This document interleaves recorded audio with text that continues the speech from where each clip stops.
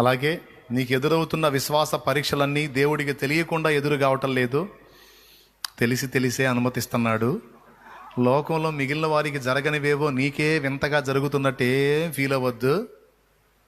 లోకంలో ఇతరులకు జరిగే నీకంటే ఎక్కువ ఉన్నాయి.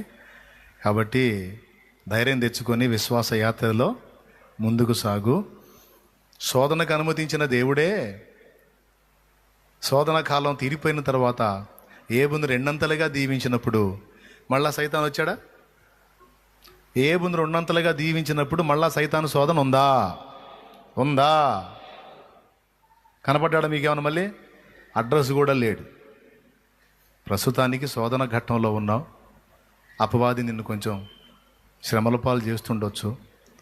ఒక రోజు రాబోతుంది, ఆ రోజున దేవుడు నిన్ను తిరిగి దర్శిస్తాడు, రెండంతలుగా దీవిస్తాడు. ఆ దినాన శత్రు శోధన నీకు ఇక కనపడదు. విశ్వాస పరీక్ష కావాలా వద్దా? అవసరమా లేదా? లేకపోతే మెప్పు మహిమ ఘనత ఉండదంట. మరి ఏం మెప్పు ఏం మహిమనయోయ్, నాకు ఈ పరీక్షలు వద్దు బాబోయ్ అంటావా? వద్దన్నా కుదరదండి. 10th జాయిన్ అయిన తర్వాత నేను ఎగ్జామ్స్ రాయనంటే ఎట్లా ఊరుకుంటారు? రాయాలి. ఎగ్జామ్ నీ చేత రాయించేది ఖాయం, ఇంటర్లోకి నేను నెట్టేది ఖాయం. దేవునికి స్తోత్రం. కొన్నిసార్లు ఊహించని మలుపులు తిరిగిద్ది జీవితం. అయినా భయపడాల్సిన నిమిత్తం ఏం లేదు. ఎన్ని మలుపులైనా నిన్ను చేరాల్సిన గమ్యాన్ని చేర్చేవాడు నీ ముందే నడుస్తున్నాడుగా. భయం ఎందుకు? అదే విశ్వాసం అంటే. ప్రతి మలుపులోనూ దేవుడు నీకు తోడై ఉన్నాడని మర్చిపోవద్దు. ప్రతి శ్రమలోనూ శ్రమ మోస్తుంది నువ్వు కాదు, నీ ప్రభువేనని మర్చిపోవద్దు. ఇదంతా నీకు అర్థం కావాలంటే బైబిల్లోనే నీకు అర్థమైంది ఆయన మనసు. మొర్దెకాయని కాపాడుకుంది మొర్దెకాయ దేవుడా? హామాను గాడు ప్లాన్ వేస్తుంటే మొర్దెకాయ నిద్రపోతున్నాడు. మేలుకుంది ఎవరు? దేవుడు. శారమ్మని తీసుకొని పోయాడు ఐగుప్తు రాజు ఫరో.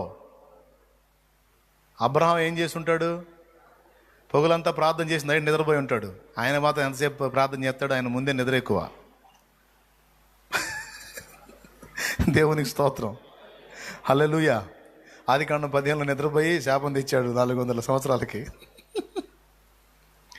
నాకు తెలిసి ప్రార్థించినంతవరకు ప్రార్థించి నిద్రపోయి ఉంటాడు అబ్రహాం.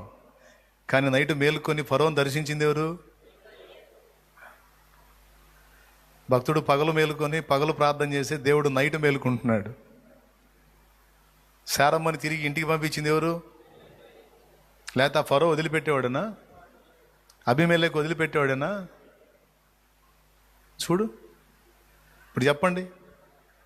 శ్రమలు పడ్డది భక్తుల్లా కనపడుతుంది, కానీ వాటన్నిటిని మోసి నెరవేర్చిన వాడెవరు? మరి ఇప్పుడు నువ్వు నేను బిల్డప్లే తప్ప మొత్తం బరువు అంతా మోస్తుంది ఎవరు? మరి బిల్డప్ ఎవరిది? తెగ ఫీల్ అవుతాం మనం. నేనేం మోస్తున్నా నేను. ఆయన నవ్వుతాడు, ఏడిచావు నరుమయ్యని. ఏందమ్మా నువ్వు మోసేది? నిన్ను నా చంకలో పెట్టుకున్నాను అంటాడు ఆయన. నేను చంకలో పెట్టుకొని మోసాను కాబట్టి నువ్వు నడుస్తున్నావు, లేకపోతే నీ చరిత్ర ఎప్పుడో క్లోజ్ అంటాడు ఆయన. ఇంత మంచి దేవుడు నీకు నాకు తోడై ఉన్నాడు. దేవుడిని ఎరిగిన ఈ దినానే కాదు, దేవుడిని ఎరగని అన్యుడిగా నువ్వు ఉన్నప్పుడే నిన్ను మోసాడు ఆయన. మోసాడు. చావు నుండి ఎన్నోసార్లు కాపాడాడు. నువ్వు అన్యుడిగా ఉన్నప్పుడే. తెలుసు నువ్వు రక్షించబడతావని తెలుసుకు నువ్వు ఆయన తెలుసుకుంటావని తెలుసు.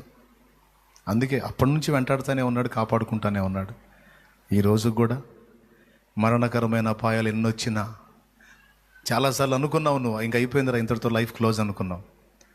క్లోజ్ లేదు, ఏం లేదులే అని మళ్ళీ నిన్ను తిరిగి లైన్లోకి తీసుకొచ్చి నడిపిస్తూ ఉంది ఆయన.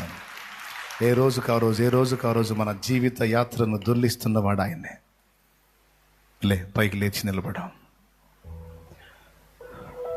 ఇంత విశ్వాస్యత కలిగిన దేవుడు నీకు నాకు తోడై ఉన్నాడు. మనం ఏ పరిస్థితుల్లో కూడా ఆయన యందలి విశ్వాసాన్ని కోల్పోకూడదు. దేవుని మనసు నీకు అర్థం కావాలంటే వాక్యం ధ్యానం చేయి. వాక్యంలో దేవుని యేసు మనసు నీకు అర్థమవుతుంది.